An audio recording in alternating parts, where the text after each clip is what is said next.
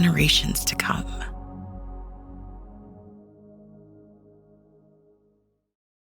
Welcome to another edition of the Writers Room podcast, the TDN Writers Room podcast. My name is Bill Finley. I'm a correspondent for the TDN, also co-host the Down the Stretch radio show on Sirius XM Radio.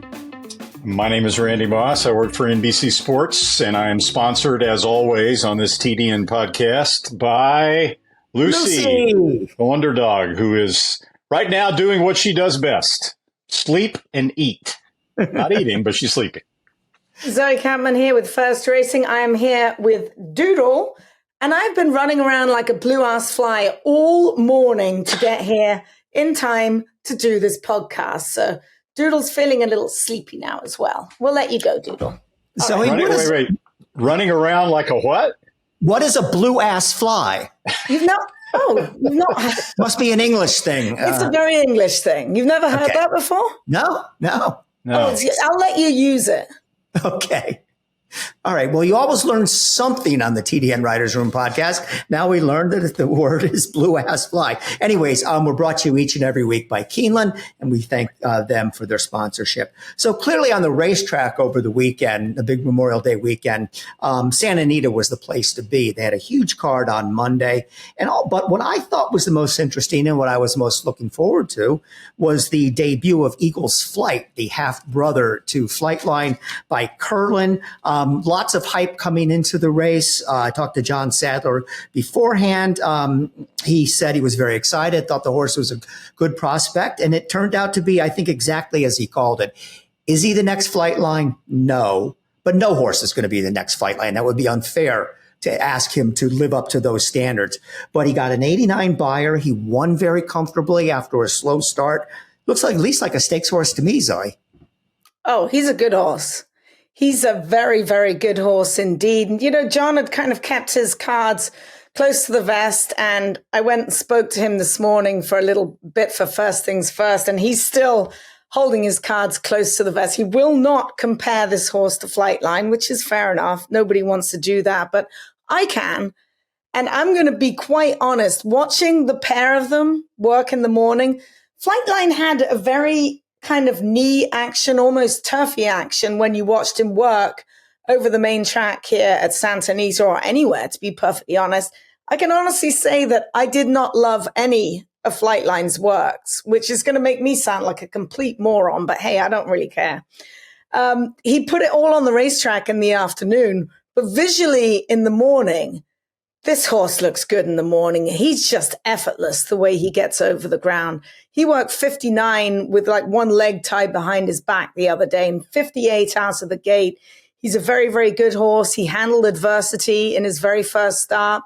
You know, it was a full field. John initially was a little bit concerned that if he announced he was going to go into a maiden race, that it wouldn't fill because there's all this hype around him. And he was quite surprised when he got eight or nine other entrants for that race. It was a pretty salty maiden race yesterday. He handled the preliminaries very well, broke out the gate just fine, inside, took kickback, went through horses, came around, and won like a good thing in a good time. Won 10 flat, I believe. Very, very impressed. And he did it spreading a shoe, which is even more incredible. The shoe didn't come off. John told me this morning that, you know, there was a lot of rumor that he lost a shoe in the race. He just spread a plate, and he's absolutely fine this morning. So sky's the limit, I think. You know, when I was watching the race, Zoe, I wasn't thinking of Flightline. What went through my mind was this horse is as quick as a blue ass fly. I mean, he looked pretty darn good, I thought, for a career debut. And as you pointed out, overcame, you know, some adversity. So really something to look forward to now for the rest of the summer. Yeah, it'll be really interesting to see where John goes with him. And he's headed to bigger, better things, no doubt about that. All right, so we kicked off the weekend at Santa Anita with a Santa Margarita, a 4-horse field with a 1-20 shot. Not exactly something that the bettors are going to get excited about. Adir Manor did it again. She's really good right now. At age 5, she seems to be in the best form of her career. Matter of fact, her best buyer number coming into the race, her best two buyer numbers coming into the race were both accomplished this year. I just don't know what this race tells you, if anything, about it. I mean, the field was so overmatched that she didn't have to be a blue ass fly to win the race. She just needed to gallop around the racetrack. I'd like to see her take on some little stiffer competition, but Bob Baffert seems to be perfectly content keeping her in California for now. But very good horse, but we didn't learn anything from this race. No, I mean, 1 to 20 pretty much says it all. I mean, we've all seen a lot of races, and, maybe there's another one that I'm not thinking of, but off the top of my head, I can't think of a grade 2 stakes race in which one horse laid over the entire field as much as Adir Manor did in the Santa Margarita on paper, right? And I think what we're learning about Adir Manor just was another example of it in the Santa Margarita. Okay. For her career now, she's had 17 starts with 9 wins. Okay. If you go back and you look at her past performances and you take all the races in which Adir Manor was in front midway down the back stretch at about the 5/8 pole, okay, you get 9 of those races in her career. 8 of those she won. So 8 for 9 when she's in front at the 5/8 pole. The races in which she was not in front at the 5/8 pole, she's 1 for 8. The only win when she wasn't in front at that point was in the Clement Hirsch Grade 1 last year, in which she set second, very close second. Wasn't one of her best races. She struggled a little bit to win against horses that she's far dominant against usually. She's just a horse that, and I think Juan Hernandez mentioned this after the race, I think she's much more comfortable when she's on the lead, and I think that'll pretty much be the strategy with her going forward.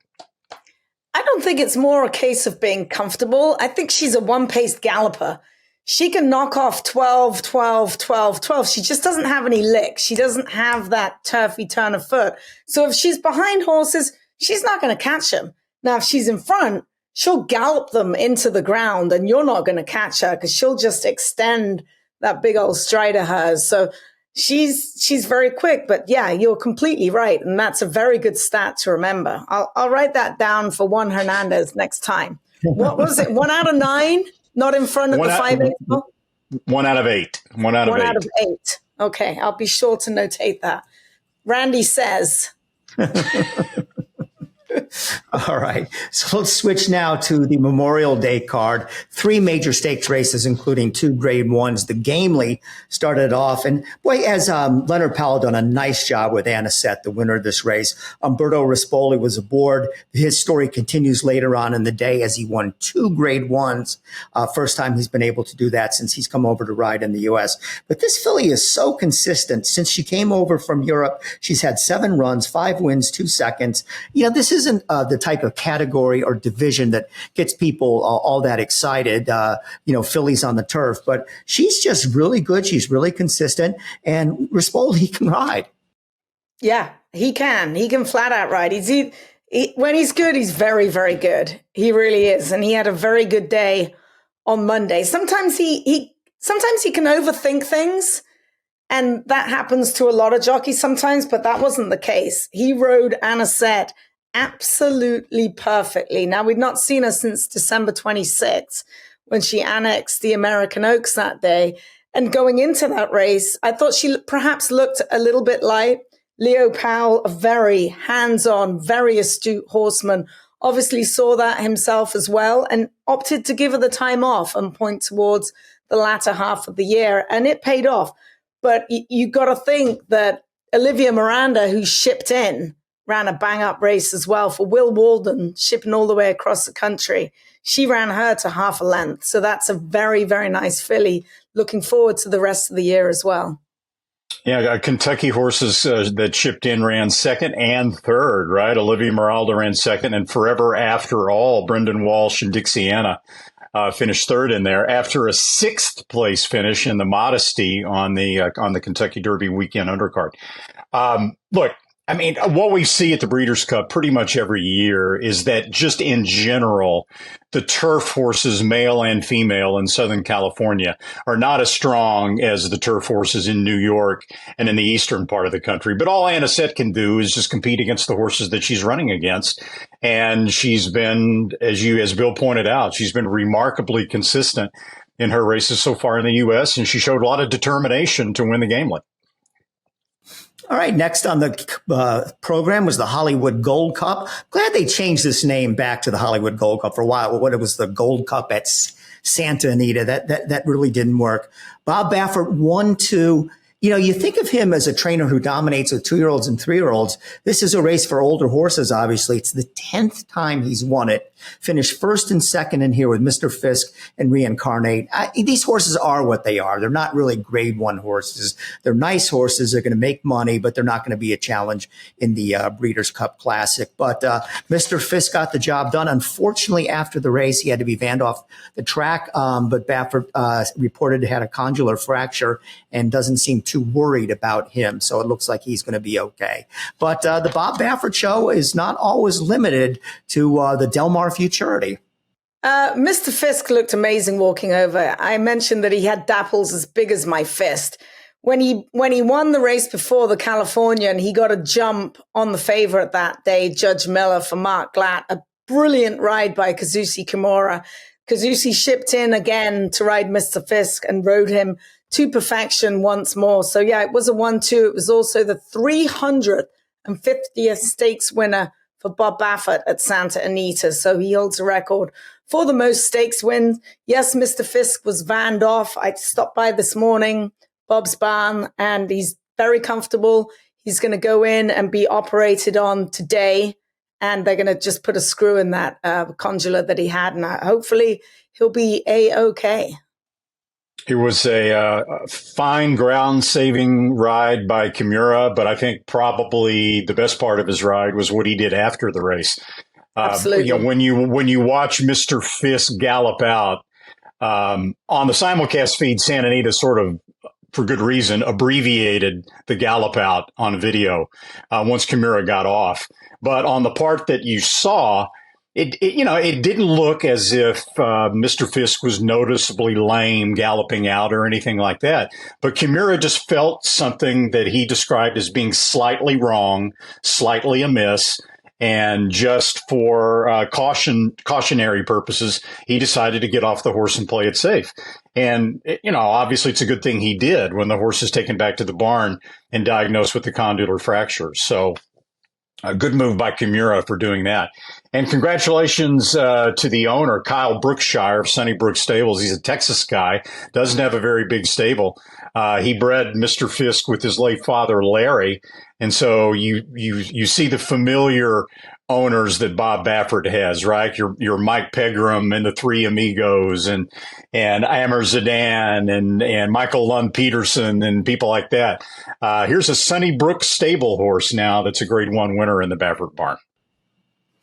Shoemaker Mile is next on the card. It concluded the run of the graded stakes races, and it's the Umberto Rispoli story. He wins again with Johannes, trained by Tim Yakteen, an excellent ride, just as was his ride earlier in the card on the Gamely Stakes. Very impressive rider. I think he's probably doesn't get quite the recognition he deserves, but this day will go down as the biggest of his career since he came in. Trained by Tim Yakteen, horse is now 2 for 2 at 4. So it looks like he's really made the transition from a decent 3-year-old to maybe a 4-year-old who could be, even Eclipse Award material. We'll see. But he came out of a win in the American grade 3 and now picks up his first grade 1 win for Johannes. He went fast. He stopped the clock in 1:33 flat. This is a horse with a devastating turn of foot. Now, I was at the starting gate all day on Monday. When he got to the gate, he actually got a little bit warmer than he usually does. Tim Yakteen sends him to the gate in a pair of earplugs, and it's up to the jock to just reach forward and pull them out. So when Umby reached forward, I think he kind of yanked them a little bit. Tim must have really jammed them in there so he couldn't get upset with all the noise. So it took him a little bit. He pulled him, And then the horse just jumped up in the air and bucked him off. So he unseated him. I was right at the gate and he smiled, got back on and just shook his head, went in the gate. And usually that might rattle him a little bit, but he's got so much confidence in this horse. He just settled him immediately. And another picture perfect ride for Cuyathy Stables, Cuyathy. And that means count upon your angels to help you. I'm not sure what's really behind it, but I just think it's really cool. So that was a Randy-esque anecdote for us. There you go. Right. Yeah. Joe and Debbie McCloskey are the owners of that particular stable. Great coverage in TDN about the ownership group and about how the dam Cuyathy was their very first horse they bought. Right. They had a condo across the street from Del Mar Racetrack and decided to get into the business. So the very first horse they bought, and now the very first foal of the first horse they bought, is Johannes. Look, turf racing is all about the trip, much more than dirt racing, really, because in turf racing, horses tend to be so much more bunched. The third place finisher, Du Jour, who's the slight favorite, had a rail trip in his most recent win in the Kilrow Mile. And this time he was fanned about 7 or 8 wide turning for home, and yet was only beaten, a length and 3/4. So that definitely hurt him. And a fantastic performance in here by the runner-up, Fantastic Again, who broke on the lead, and then Goliad, as he often does, just absolutely took off. They went 22-1, 45-2 for the early pace, and yet Fantastic Again was still slugging it out with Johannes through the last 1/8 of a mile. So, a deserving winner in Johannes, but really good efforts by both the second and the third place finishers as well. The TDN Writers Room is brought to you each and every week by Keeneland. On Saturday, the TDN named its newest rising star, and that was Pride's Crossing, who demolished a field of maidens in her very first start at Churchill Downs. Pride's Crossing was a $1.3 million purchase for Larry Best OXO Equine, and was bred by Jane Lyon's Summerwind Farm, also the breeders of Eagle's Flight. What else is Pride's Crossing? Why, of course, a Keeneland September graduate. Make plans to attend this year's Keeneland September sale, which begins on September the 9th. We'll be right back after this message from Keeneland. At Keeneland, a horse will always be measured in hands. Hands that see, that sense, that speak. Hands that hold our sport to a higher standard, not for our sake, but for theirs, for the love of the horse, for generations to come. Phenomenal talent, brilliance. Had that high speed that he could carry. Jack Christopher to win the Champagne. He carried this quality from 2 to 3. He was top-notch. Oh, Woody himself would appreciate this effort. He was the most brilliant horse all year. That's all I heard was Jack Christopher, Jack Christopher. He was obviously the one to beat. It is Jack Christopher. He showed a lot of brilliance and speed and ability on the track, so we hope that carries through to these foals. Our foal is the first foal out of the mare. She's got a lot of scope, a lot of quality to her, very athletic. We're really excited about what we're seeing. Lots of Jack Christopher coming through, but just quality through and through, and size, athleticism. Very, very pleased. Extremely excited about what we're seeing with his first foals. The Blue Guyana colt, he's big and strong, healthy, straightforward, smart, balanced. The My Sugar Bear foal, this filly is beautiful, a lot of bone, correct. I don't know what else you want. Can't say enough good things. I don't think size is going to be an issue with the Jack Christophers. They seem to have more length of leg, which is going to lead to more size.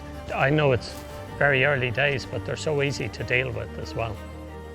Those 7/8 mile type horses as stallions, it gives you so many options just for breeding lots of winners. There's so many races at those distances, and you can breed sprinters by those stallions, and you can breed classic horses by those stallions. Great versatility and potentials there, and I think the best is yet to come for Munnings too. So I think we're only going to see that sire line, that branch of the sire line only continue to improve.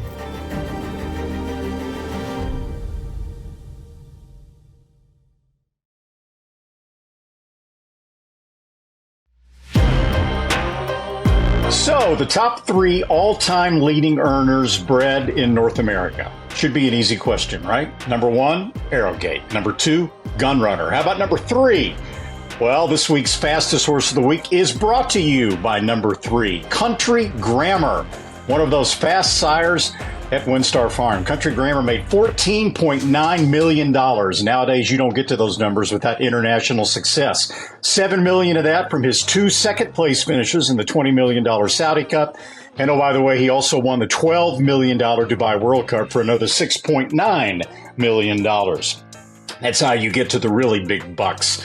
And Country Grammar also had enough precociousness to be a $450,000 two-year-old purchase and also break his maiden as a 2-year-old in New York. And now he's in his second career as a stallion. Country Grammar standing at WinStar Farm for a bargain fee currently set at just $10,000. Now, the fastest horse of this week, a 5-year-old gelding you may not be familiar with. Win for the Money did just that on Saturday at Gulfstream Park in the Mr. Steele Stakes. At a mile and a 16th on the turf, winning by nearly 7 lengths with the Beyer speed figure of 102. It was the first stakes score for Win for the Money, who was owned by Charlotte Weber's Live Oak Plantation. Trained by Mark Cassey, bred by Ken Ramsey and his late wife, Catherine. Ramsey shrewdly bought the dam of Win for the Money, Mayakoba, at auction for just $3,000 following her racing career. Mayakoba, the dam, could now run the 3 of us, but Ramsey liked her pedigree. Mayakoba's third dam is Terlingua. If you aren't familiar with Terlingua, look her up. Win for the Money, our fastest horse of the week.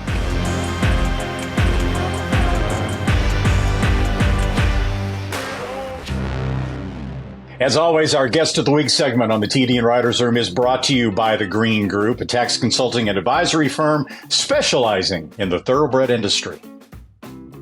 And the Green Group Guest of the Week this week is Cherie DeVaux. We're pleased to bring her in now because she is one of the hottest trainers in the country. Going back to Preakness Week, she won 3 races on the Black-Eyed Susan Day card to earn the trainer bonus of $50,000.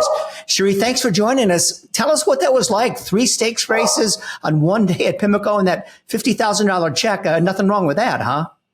No, and it's kind of funny because I wasn't planning on trying to win it. I actually didn't know about it until a couple prior when we had already appropriated our runners that we were entering. So it was great. We were hoping that a filly like Shotgun Hottie would step up and get herself into the form as she had done last year, where she ran herself into form.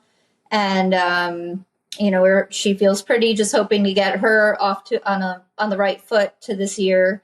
And then Pyrenees was the one that was kind of unknown, stepping into stakes company. We were just hoping that he would have a good showing of himself to show that he belonged in that league. So it all worked out better. I mean, I think our expectations were high, but it worked out better than what we had anticipated.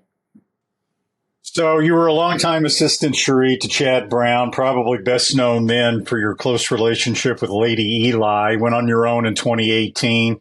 You've been going up, up, up since then. Tell us a little bit about how your stable is structured right now and what are some of the other horses in your barn that you're really looking forward to this season in Stakes Company. So right now we're based in Lexington. The majority of our stable is there. Most of the 2-year-olds are there. And then we have 2 other divisions, a smaller one at Churchill and a smaller one at Ellis, which is where we're going to grow into. With the 2-year-olds, I think it's important you really focus on the best surface, the best environment, and both Keeneland and Ellis, and not that Churchill doesn't, it's just very busy on the track there. So Keeneland and Ellis is where we keep them. And then Churchill is more based for the horses that are running, coming off of layoffs, older horses, just because it's so busy and the track can get congested and a lot of horses going over that track, the surface gets used a lot. So that's how we're structured. And this year, you go in each year. I've gone into the year just hoping, we can just do better and build off of the last year. So this is the first year that we've really had horses that I can say, okay, let's see what Baba can do. Let's see what She Feels Pretty can do. Let's see what Shotgun Hottie, So this is the first year I really, we started the year off with known expectations, known horses. Because last year Bava was coming into form. She feels pretty, wasn't even, she maybe just arrived at this point last year. So, it was exciting in that respect to have horses that were getting excited for their future and for their campaign. So we have More Than Looks, who got himself in a little trouble. He was entered to run an allowance race, and we're hoping to get him started back this year in the Maker's Mark, but he, in true fashion to himself, got himself hurt in the stall. So he's just getting back. So hopefully we could see him this summer. The usuals that not the usuals, but the ones we've already spoken about obviously are very exciting. And then we had a filly run second in the Wonder again yesterday named Saibi. It's her first. She just broke her maiden opening day of Keeneland. So she's another one that stepped up and is exciting. And we thought she had talent and she's shown it, but she stepped into stakes company right off her maiden race and just got a little green trying to go in a tight spot. But, that's another exciting one to add to the bunch. Well, your stable has grown in leaps and bounds, and that was your first 3-win day last Saturday on Preakness Day. I got a couple of questions for you. First, how did it feel to win 3 on a big day like that? And 2, is there any truth to the rumor that David Ngorda, your husband, was walking around requesting to be called David DeVaux? Well, we'll start with the first one where I'm really working on allowing big days like that and big milestones to set in. I'm the type of person where, we win and I'm already focused on what is the next task. The next day we had runners and then coming back and we have breezers. So one thing that I'm working on a personal level is just trying to allow those milestones to sink in. I'm kind of a perfectionist by nature, so something else might be on my mind when I really have to pay attention to the bigger picture and how awesome this has been. 6 years is a short amount of time, and it took me almost a full year to win my first race. So when you put it in that perspective, it's just such a big accomplishment where the stable has grown and my business has grown. And then as far as David, it's always been the joke that once I start winning stakes races, he was going to change his name to David DeVaux, but he says it like a bit hillbilly. So it's David DeVaux, which, everybody who knows him, I don't know if he's known for his funny sense of humor, but he does have one.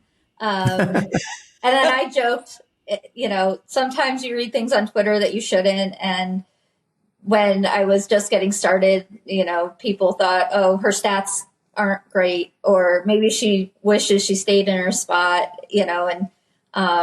so my joke always was, well, once I get going, I'm going to change my last name to David so my stats can go back to 0 and everyone can just stop to talk about it. So there's a couple last name funnies, and it's all working out. So if David has to change his name, then so be it. I guess we're progressive these days. Sheree, you brought up your start, and you went out on your own in 2018. You were 0 for 18 that year, and you've already touched upon this. Then you lost another 10 straight races, 0 for 28, 10 and a half months before you got your first winner. Obviously, that's in the past with your statistics now being very, very good. But at any point, were you starting to worry or just maybe this isn't going to work out for me? That didn't really cross my mind.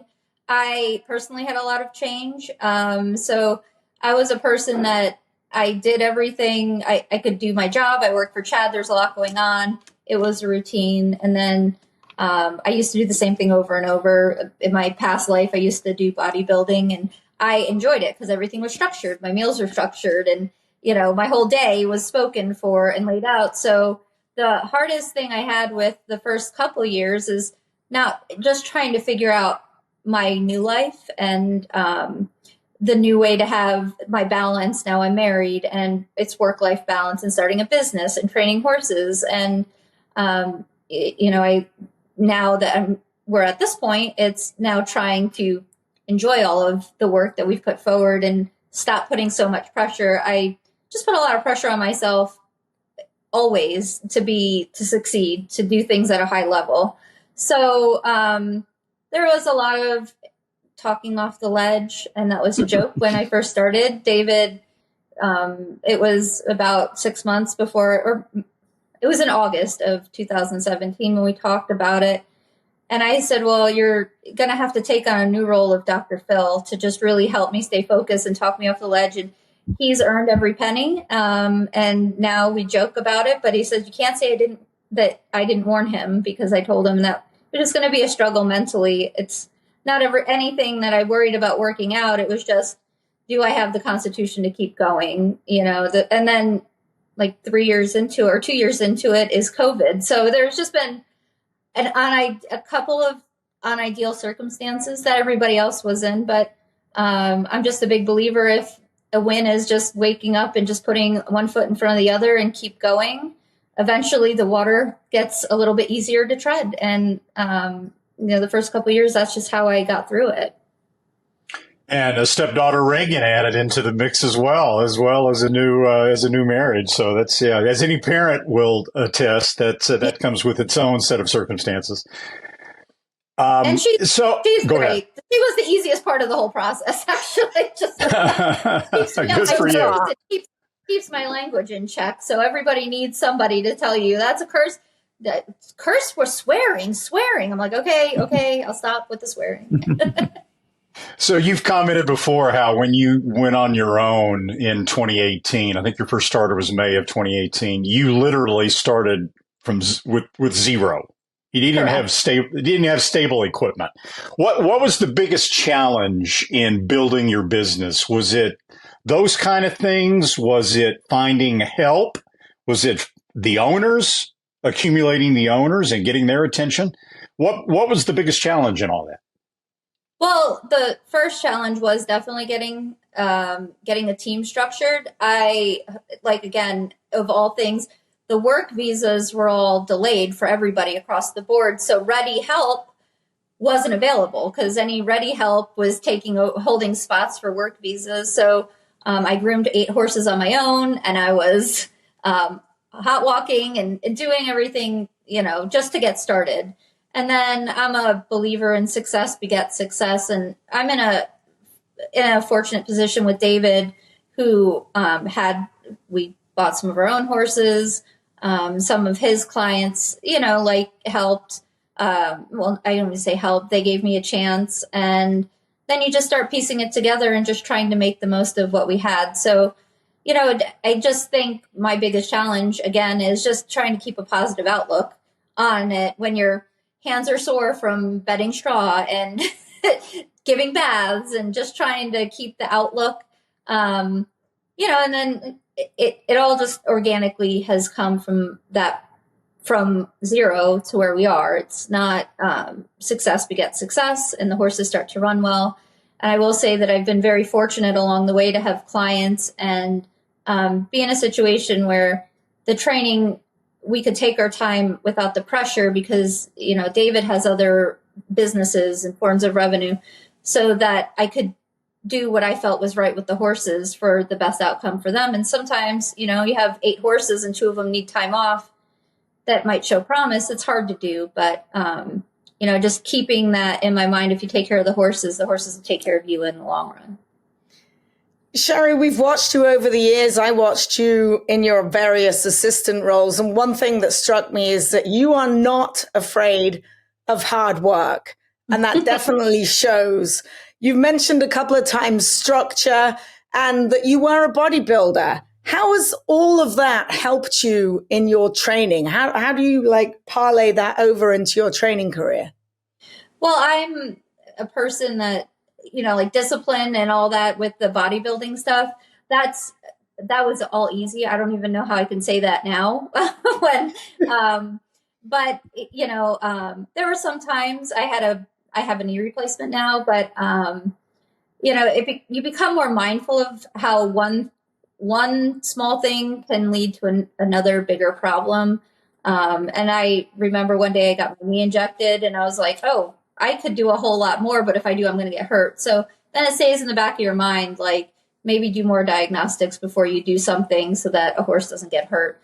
And, as far as fitness goes, anyone who does it can parlay that into what we do, because we are just creating fitness in the horses and watching for subtle changes, backing off when you need to back off, and trying to listen for them, because obviously they don't tell you until there's a major problem. So just trying to be mindful of how one progression in my own, bodybuilding or sports life, because I've always played sports, and trying to get that. But you have to really pay attention to the horses, because they're not going to speak to you the way your mind speaks to you. Sheree, the upward trajectory of your career, you're getting better and better every single year. You made a huge quantum leap in 2023, 5.5 million purses. I'm sure you're going to be able to beat that this year. If you keep going on that plane, you're getting into Chad Brown, Todd Pletcher, Brad Cox territory. But I take it that's not really your goal, that you think, being the so-called super trainer would just be a little overwhelming. It is. It's not really what I'm comfortable doing. And I don't want to take anything away from those that you've mentioned. It's just, I would like a smaller, I'm at 115 right now, and I don't really want more than that.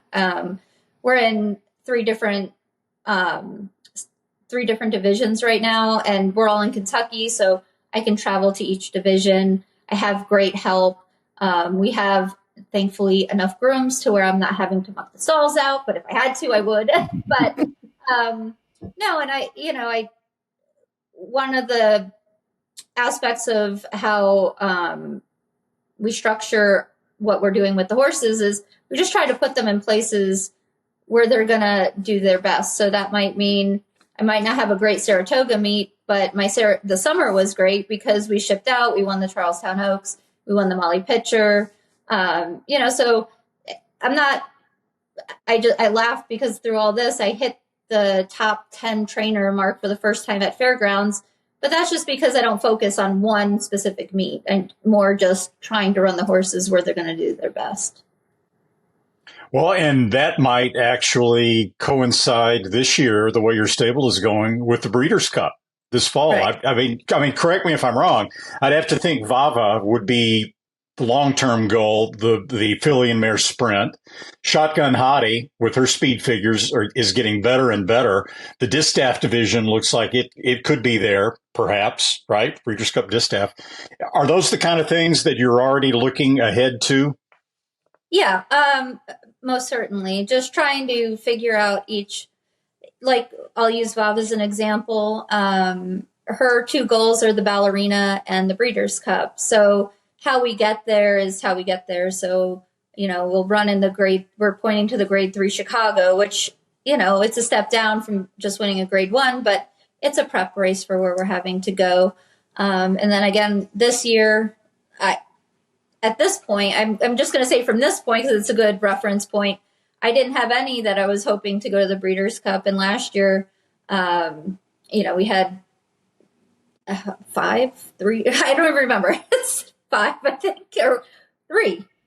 I'm sorry, my brain is just malfunctioning. But at this point last year, we didn't have any. So hoping that some of the 2-year-olds, we've got a lot of exciting prospects, but, they have to take themselves there. What's the plan for Shotgun Hottie? Like the personal ensign, maybe? And I mean, what are you looking for her? Right now, we're going to point her to the Fleur de Lis. And then the personal ensign, she won the Molly Pitcher. So just kind of see where she fits best. She continues on her last year at this point, she needed some time. She ran the Molly Pitcher and she needed some time after that race.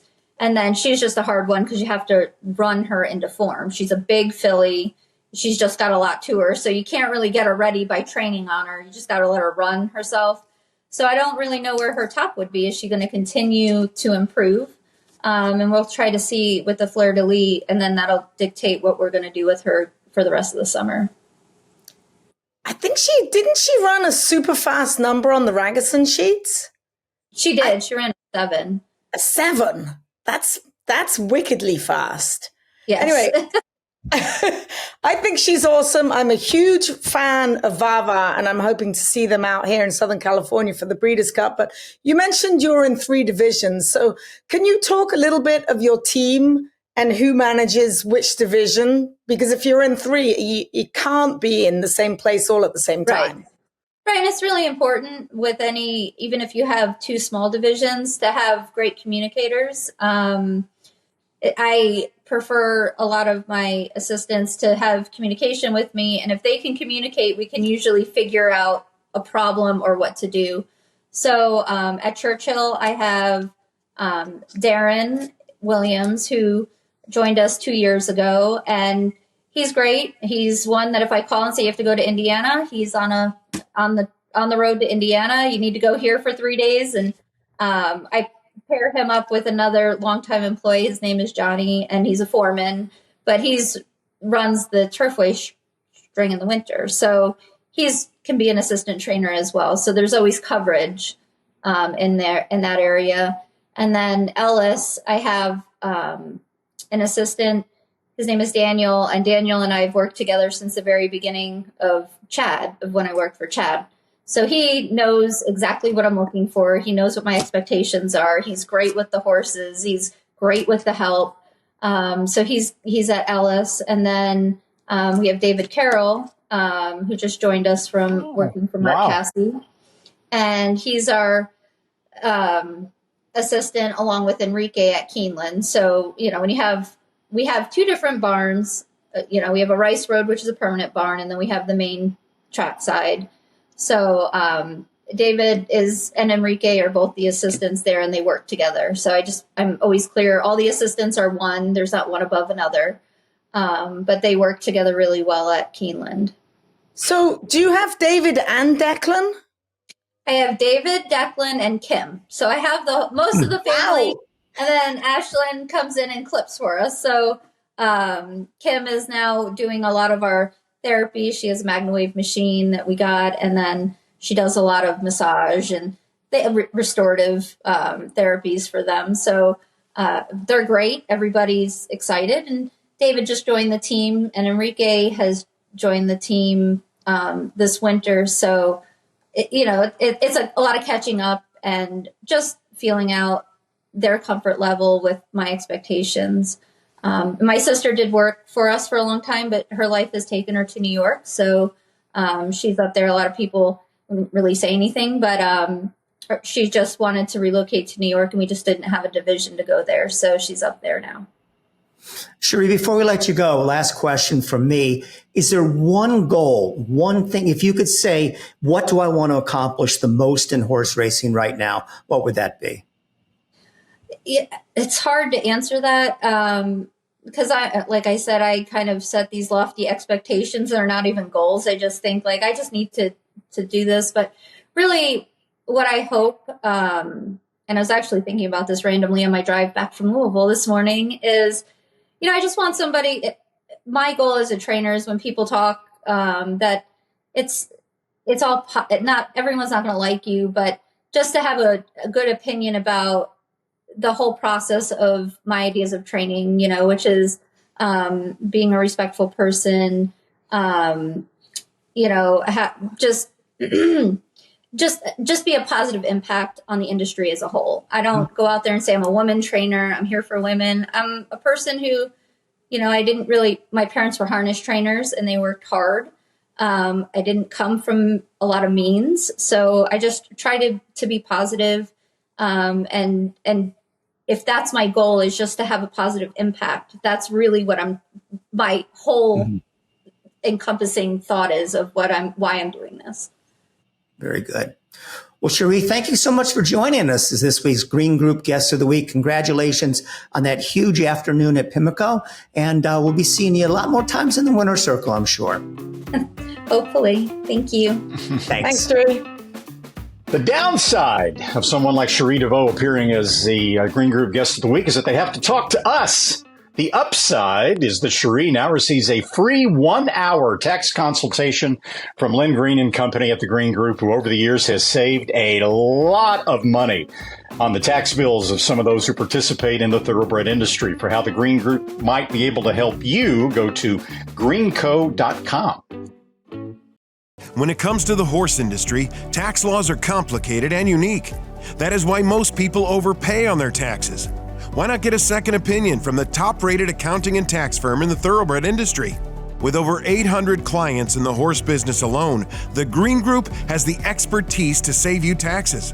There is a reason the most successful owners, breeders, trainers, vets, and horsemen use the Green Group as their tax advisors. We save you taxes.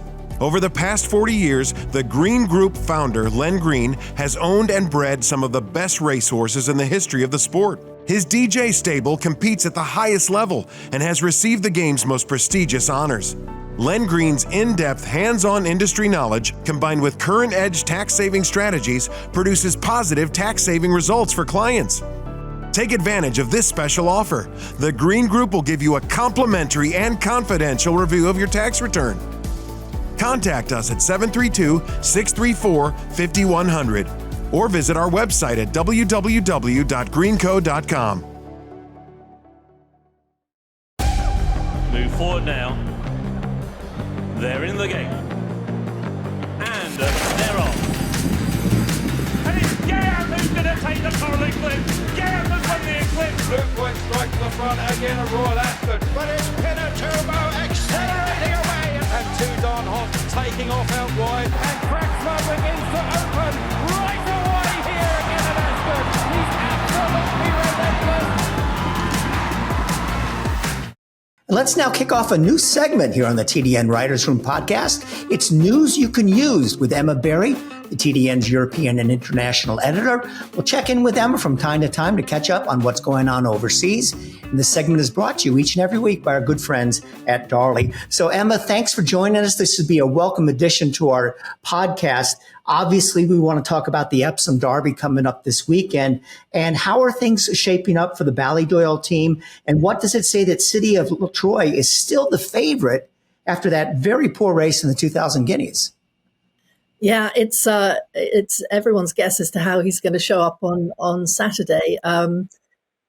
He's actually drifted quite a bit in the market today, funnily enough, and his stablemate Los Angeles is now almost co-favorite with him. But amazingly, since the Guineas, just for a short while after that, he sort of was toppled from the top of the Derby market where he was all winter, and then he went almost straight back up there. So everyone has faith, it would seem, that Aidan O'Brien can pull off another magic trick like last year, which, when we saw August Rodin bomb out in the Guineas and then come back and win the Derby really impressively. So I think we're hoping for a second miracle. So, Emma, there was so much hype about City of Troy. I know part of it probably had to do with his pedigree being by Justify, but Aidan O'Brien threw quite a lot of gasoline on that hype fire with his comments about City of Troy. Has he given any sort of credible, tangible explanation for the 2000 Guineas flop? Any excuses that could hold water? I mean, various excuses straight after the race to do with him hitting the gates. He went in very late in the Guineas and he hit the stalls just before they jumped. So that was sort of an initial excuse, but nothing really tangible. I would say there was a press warning a few weeks ago at Ballydoyle. I was there, and he elaborated that they feel that they now know, what was wrong with him, but without actually specifying. And certainly he looked great that morning. They were happy. They appear to be happy with him since the 2000 Guineas, and actually have released a video just in the last hour or so on social media showing him having a piece of work this morning with the stablemate, looking to go really nicely. So no, not a specific, we found, his goat badly or anything like that. But there certainly seems to be confidence within the camp that they've got to the bottom of him. And, Aidan O'Brien's runners this year they seem to have all needed the run. He went straight to the Guineas without a run, which is the usual practice for his Guineas runners. But, a lot of his trial horses as well have been, perhaps running a little bit below standard. So, perhaps, we can but hope that the old saying used to be that the 2000 Guineas was the best Derby trial. I guess we'll see if that is indeed the case. I'm not buying it. And I was all over him like a rash going into the Guineas. I'm all out.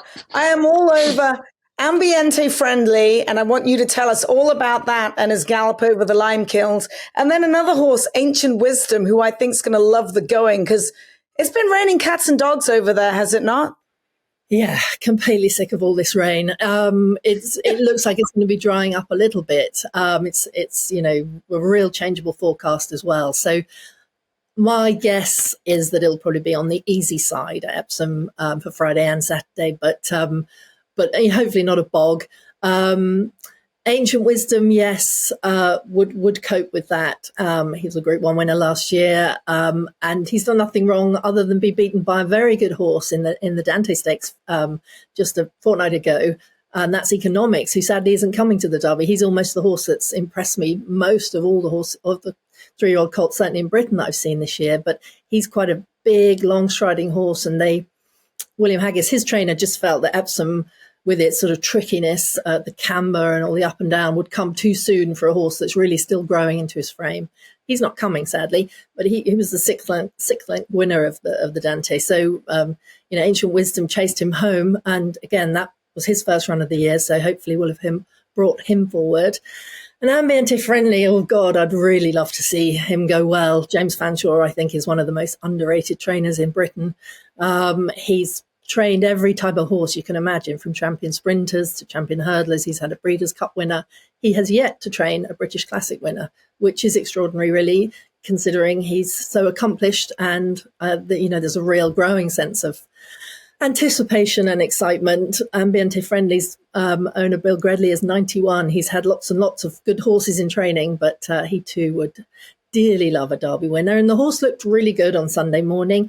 James Fanshawe isn't the type of trainer who comes out sort of with bold predictions. He's very cautious, and I know he seems to me to be quietly optimistic. He's very happy with what he saw on Sunday morning. The horse seems nice and relaxed, and all being well in the next, he looks great as well. He's a lovely, strong colt. I think there's a little bit of quiet confidence behind him for Saturday. Well, Emma, back to the Derby for just a second. Setting City of Troy aside, since we really don't know exactly what we're going to get from him, how evenly matched does the rest of the field look to you? And since long shots have had a lot of success in this race recently, are there any maybe that people can keep an eye on? There are almost too many to keep an eye on. I think almost of the more of the sort of outsiders for the field, we've had a lot of comments in the last few weeks of their trainers and connections saying, if ever we're going to have a go, it's this year. It does seem an open race. I really like Voyage, who's coming in with a very unexposed profile, if you like. He's only raced once. That has been done before. Morstan in, I think, 1973, won the Derby after running just once. He's trained by Richard Hannon, who had the first and second in the Irish 2000 Guineas on Saturday. He won really nicely his maiden at Newbury, which is always a very good maiden. He's by the 2015 Derby winner Golden Horn, and he just looks to have a really nice profile, bar his relative racing inexperience. He was at Epsom last week for a spin round the course. They had a gallop this morning, and 4 of the Derby horses were there. And he's quite a neat colt, very well balanced, and I think he could spring a bit of a surprise at a big prize. And Dallas Star as well, coming over from Ireland. I like his profile too. He's also in double figures, and I think he's a horse that's perhaps slipping a bit beneath the radar.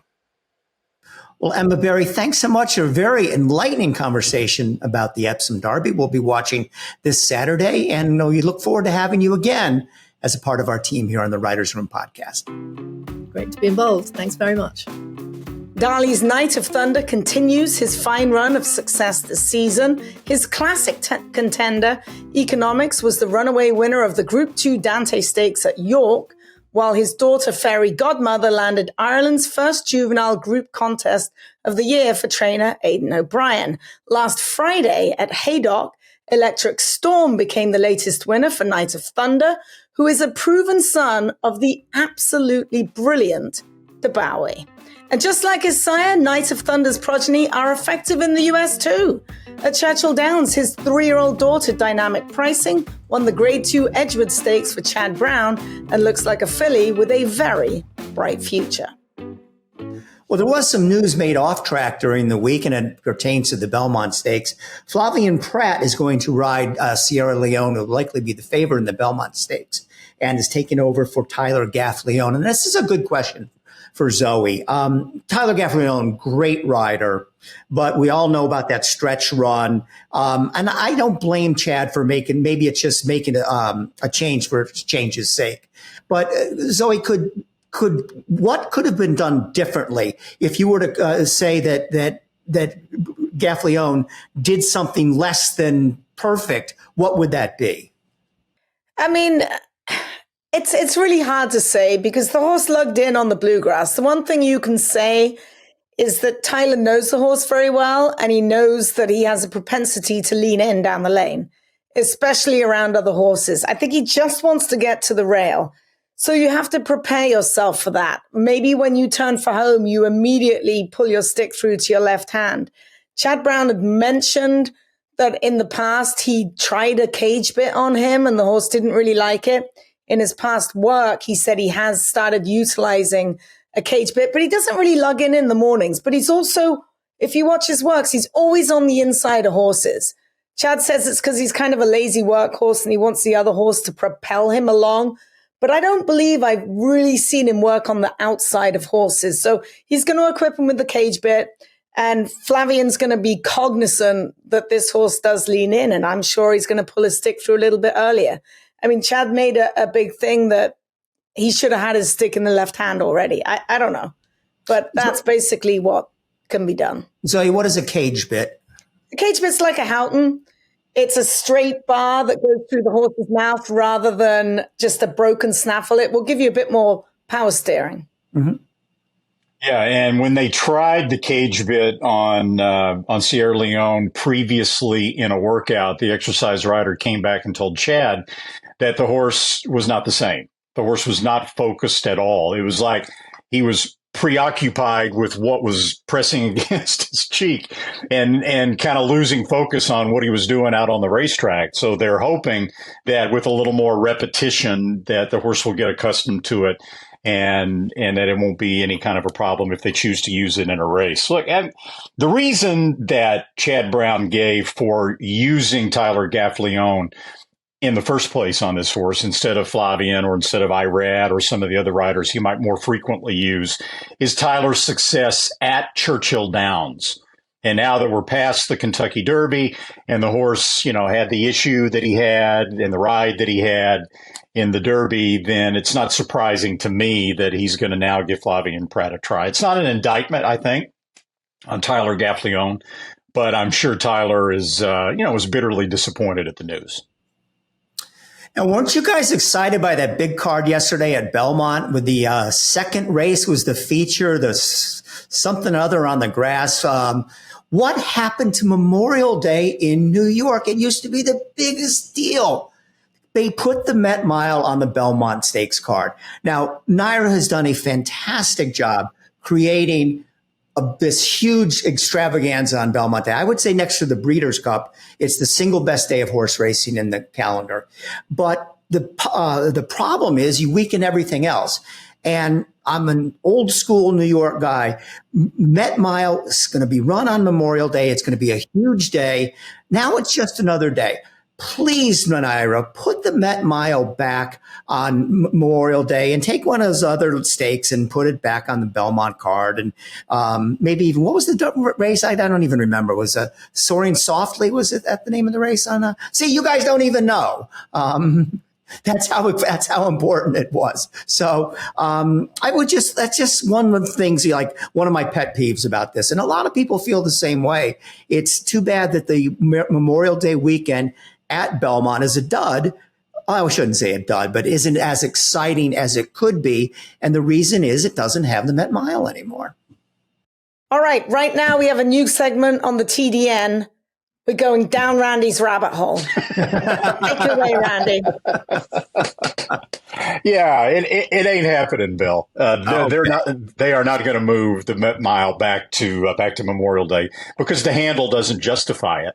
Before they moved the Met Mile, it was averaging about $2.9 million in handle. The very first year Martin Panza moved it to Belmont Stakes Day, It was California Chrome's 2014 Belmont Day, but it did over $9 million in handle.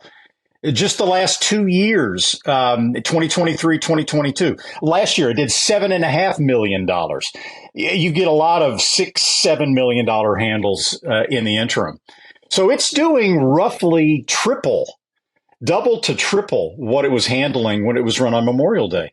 And from a business perspective, I mean, NYRA just can't ignore that. I love tradition as much as the next guy. I'd love to see him keep the same tradition. But in this case, financially, it's been an improvement to take all of these major races and lump them on one day. And they're doing it pretty much once a month at NYRA because people just don't come out anymore for your individual races like the Met Mile on Memorial Day. It just doesn't happen. Randy, I hate it when you make sense. Oh, boy. I concur. And that segment was brought to you, Randy's Rabbit Hole, by Dude Wipes. And blue ass flies. Don't forget the blue ass flies. Yeah, and you know what? Santa Anita's not complaining. We had a terrific day on Monday, Memorial Day, with our graded stakes action and a great handle as well. So, yeah, keep going. Stay away. This Friday, the biggest night of the year at Penn National. More on the Penn Mile and the Penn Oaks in just a minute. But the card also includes two $100,000 stakes for Pennsylvania breds on the turf, included in the schedule of 23 $100,000 stakes just for PA breds to be run in 2024. Pennsylvania pays. Over the last 10 years, the Pennsylvania Breeding Fund has distributed an average of $28.5 million a year in breeders' awards, owner bonuses, and restricted race purses. If you'd like to learn more about breeding and owning PA breds, here are three options for you. You can pick up the phone the old-fashioned style and call 610-444-1050, or you can email at info@pabred.com or go to pabred.com, the website. The state of Pennsylvania has the best breeders program in the entire United States. When you buy a yearling, it's a little bit like buying a lottery ticket. And we are trying to provide the lottery ticket that the likelihood is to hit the jackpot. Angel of Empire wins the Arkansas Derby and wins it clear. Uncle Heavy late, it's a photo finish. Pennsylvania and the PHPA have the best state-bred program in the country, bar none. The winner, Uncle Heavy. He's a 3-year-old bred in Pennsylvania. Don't miss Penn National's signature event, Penn Mile Night, Friday, May 31st at Hollywood Casino at Penn National Racecourse. There are two Pennsylvania bred stakes, each with a $100,000 purse, plus the $150,000 Penn Oaks. It's all capped off by the $400,000 Grade 3 Penn Mile. Before the races, don't miss our special meet and greet with our guest race caller Larry Colmus, Friday, May 31st at Penn National. First post 5 p.m. As Randy mentioned, this Friday night at Penn National is the biggest night of the year, with the running of the Grade 3 $400,000 Penn Mile and the $150,000 Penn Oaks, along with two $100,000 stakes races for PA breds. Likely starters for the $400,000 Grade 3 Penn Mile include Neat, winner of the Grade 3 Transylvania at Keeneland, and Tricary, the winner of the Grade 2 American Turf at Churchill Downs. Other possibles including Shug McGahee's Cugino and Lagnios for Steve Asmussen. And the most likely starters for the Penn Oaks include Pounce, winner of the Grade 3 Here Comes the Bride at Gulfstream Park, and Crown Imperial, winner of the $500,000 Untappable at Kentucky Downs. Javier Castellano was a probable jockey aboard Pounce for Mark Cassie, and we could have a Frankie Dettori sighting, as he may be coming to Grantville, Pennsylvania to ride Just Better for Steve Asmussen. It's the biggest night of the year at Penn National. Make plans to attend. First post is at 5 p.m. In this week's edition of First Things First, presented by Santa Anita, I caught up with John Sadler and a rather camera-shy Eagles flight.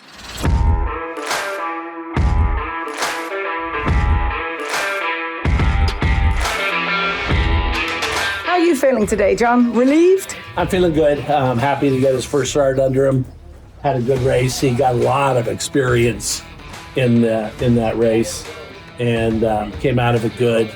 So it's a good, happy Tuesday. You mentioned a lot of experience. Like, it was literally 4 races in one.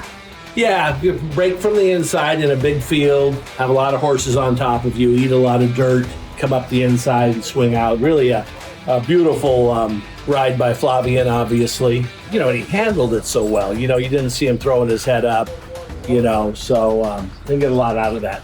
Everybody, of course, is making comparisons to Flightline. What have you seen from him? But we don't do that. I know. This is his own horse, and he's a nice horse, and we're going to develop him and probably go long, maybe even his second start.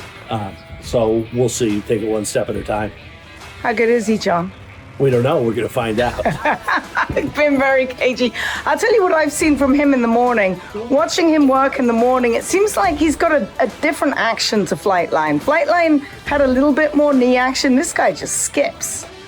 Yeah, this horse is a little, Flightline moved like a Mack truck, you know, or a Super Wheeler or something. But this horse, very smooth. Like I said, distance is his friend. What about Abdul Al-Sagour? He's been working him each and every time. How much has he meant to the operation? He did a nice job, worked him very well, listened every time. And, you know, the key is not to get caught up in a fast work or anything like that. Even though his works look fast, if you watch his works, he was not being asked hard. All right, John, well, thank you. It's exciting.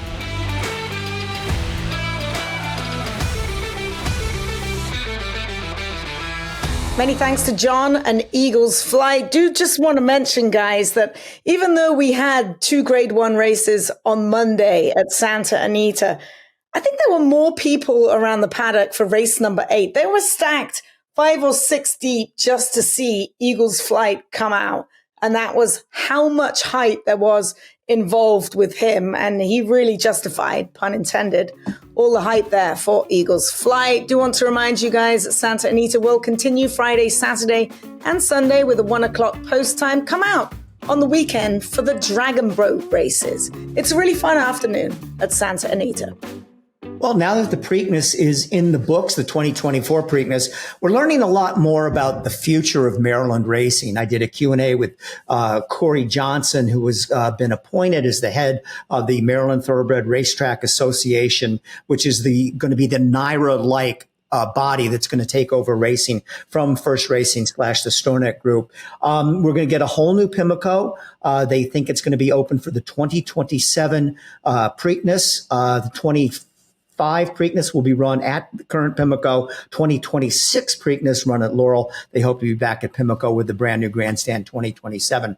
There was 2 things that I picked up from my interview with Corey Johnson that I think are pretty important. Number one is he's saying we've got to cut back on the number of days. And this has been a bone of contention with management and the horsemen, because management has been saying we need fewer days. That makes it more economically possible. And also he brought up something that you don't hear a lot more. And this is, I think, is something that much more racetracks really ought to look into: a circuit. How about a Maryland-Delaware Park circuit, where Delaware Park could run in June, July, and August? Maryland could run the rest of the year. The purses would be great at both tracks. Horsemen would be able to go back and forth to the 2 places. So I think there's a lot of topics and there's a lot of things out there. But my main focus on this, the main thing that I learned from this, is I think the thing is going to be much better in the future in Maryland racing, especially getting rid of that terrible grandstand at Pimlico. And I know Corey. He is a super smart guy with skin in the game. So he knows the game. He knows the horsemen. He knows how it works. He's been in and out of Maryland a bunch of times, organizing pretty much everything from the floor up. So he knows how to start a racetrack. Look what he did with Kentucky Downs. He is a super smart, super savvy guy who, you know, he's a breeder. He's got lots of horses, CJ Thoroughbreds. Now, he's got to step back from part ownership of CJ Thoroughbreds because it's a conflict of interest. This is how much he believes in this project, that he's going to leave his Thoroughbred organization and go full in with the state of Maryland to try and revitalize Pimlico. So that's fabulous. The training center, wherever it's going to be, apparently is already in the works, but everyone's kind of kept mum on that right now. It can only be good having Corey Johnson, kind of a man of the people, ahead of the game. Yeah, go ahead, Randy. No, I was going to let you finish.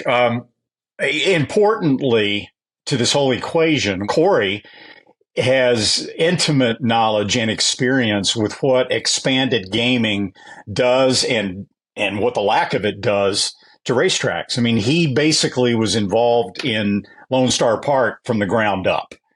He was instrumental, along with Steve Sexton, in getting the Breeders' Cup to Lone Star Park back in, 2004?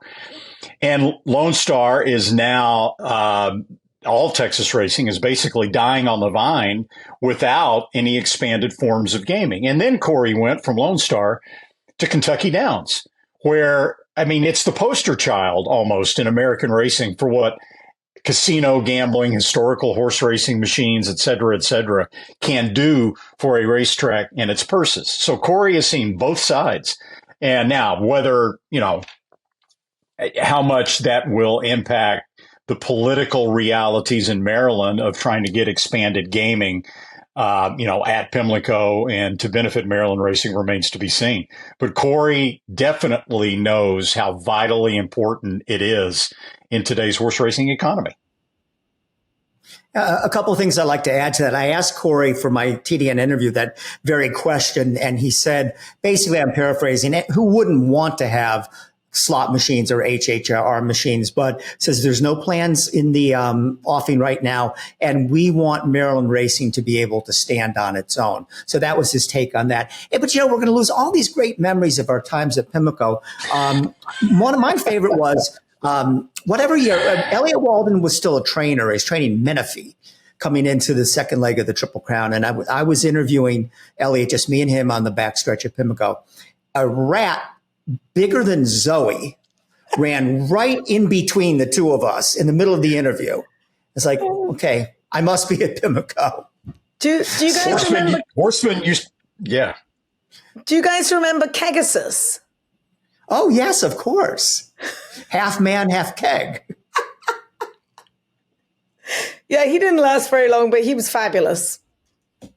Yeah, I spent a lot of time with Kegasus.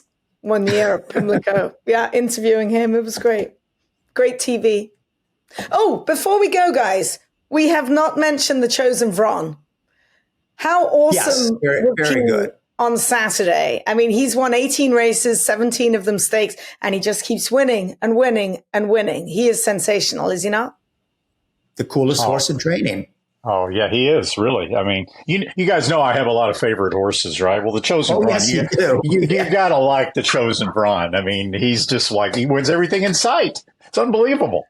What's that, Zoe? About 14 of favorite horses Randy has? It's about right. It's about right. Well, that's current horses. Right. You might have a run for your money with Adir Manor now, because you know who had his picture snapped at the barn, who was here on Saturday, was none other than Mario Lopez, and his cute little dimples came out to the track. He even got to get up close and personal with Adir Manor and hold her with the shank. Yeah, it was great, actually, because he was tweeting on his social media and saying what a great time he had at Santa Anita, which is what we need more of. But yeah, so he got his picture with Adir Manor. Now it's your turn, Randy.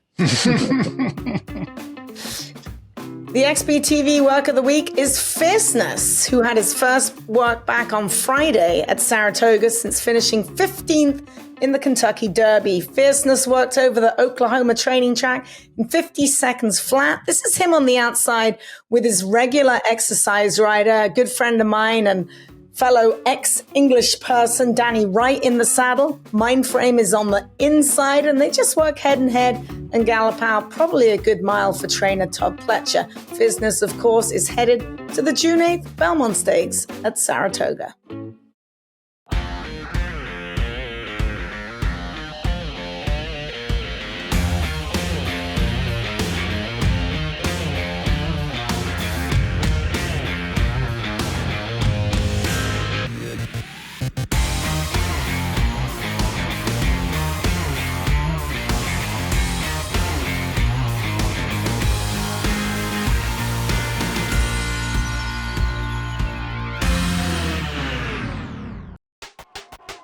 All the thrills. Fraction of the bills. Experience the power of the partnership. Change your life, make new friends, and compete at the highest level of thoroughbred racing.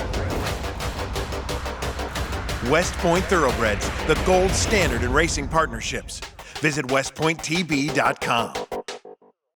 The TDN Writers Room also brought to you by West Point Thoroughbreds. Last week we told you that West Point's Atomic Blonde would be rematched with Chop Chop in last Saturday's Kirtana Stakes at Churchill Downs. Well, the German-bred Atomic Blonde turned the tables on the 3-5 Chop Chop to win by half length and vault her West Point partners into the world of instant camaraderie. And this weekend, it is Stephen Foster Preview Day, Saturday at Churchill Downs. 6 stakes, including 4 graded stakes, and West Point will be in action with Northern Invader. He runs in the Grade 3 Arlington Stakes, and also with Cugino in the Audubon Stakes. To learn more, visit westpointtb.com.